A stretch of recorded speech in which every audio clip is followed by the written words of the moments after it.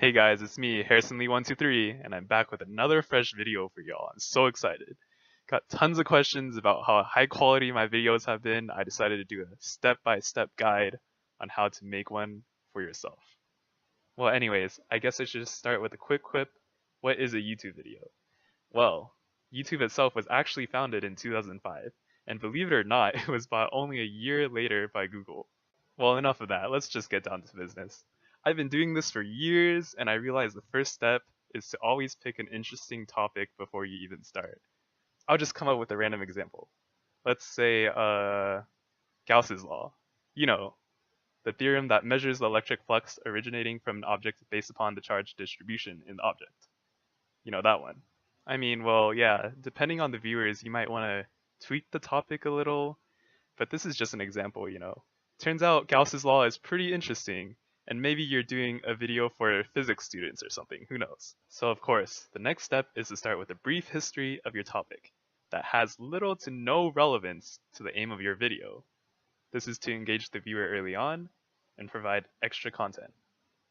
By the way, did you know that Gauss's law was first formulated by Joseph Louis Lagrange in 1773? I just found that out today too. Once you have a solid basis for your topic, it's time to start step 3, explaining your topic.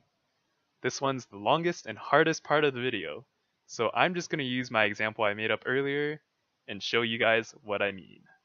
Well, Gauss's law is defined as, and I quote, the total of the electric flux out of a closed surface is equal to the charge enclosed divided by the permittivity.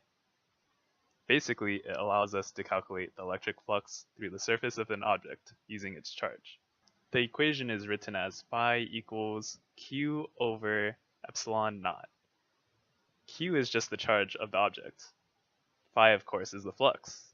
And epsilon naught is just a constant. It's the permittivity constant, which always equals 8.85 times 10 to the negative 12. We also want to take note that flux also equals electric field times area. The law itself is super important because it allows us to calculate the electric field through the surface given an area and the surface's charge, or conversely, calculate the charge of a surface given the flux. Of course, no video would be complete without a sample of another video. For example, I have confirmation of just how important Gauss's law is. So I'm going to start with the brief recall of Gauss's law. It is so important. Anyways, if we were to calculate the electric field permeating an entire sphere, we would just need to remember two things. First, we would need to equate the electric field to the charge. So, of course, based on what we noted before, the electric field times the surface area is also equal to the charge over permittivity.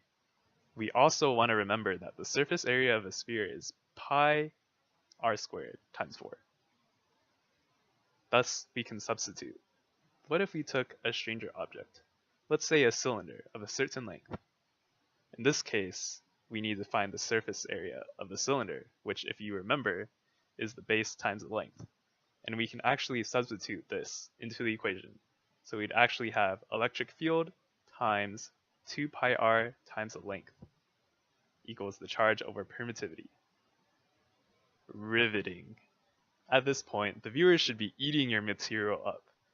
But if you need to increase the length of your video, you can always just add a side quip or something. Oh man, has it been like 5 minutes yet? Oh geez, okay, I guess we can always talk about a little bit more about the topic, or maybe like applications of the topic or something.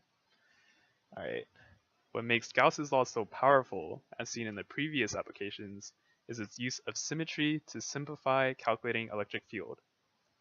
If an object has enough symmetry, basically calculating the electric field, it will be uniform all around the object because of the symmetry. But not only that, you can apply the theorem to magnetism, aka magnetic flux. It turns out the net magnetic flux out of any closed surface is 0. But that explanation is for another video. And that, my friends, is how you end your video, by leaving more to learn and setting yourself up for another video. I hope you guys liked my example. This is a tutorial on how to make a YouTube video by yours truly, Harrison Lee 123. please like and subscribe. I hope you guys found the video useful. You can also follow me on Twitter, Instagram, whatever other social media there is. I look forward to making the next video for you guys. Peace out.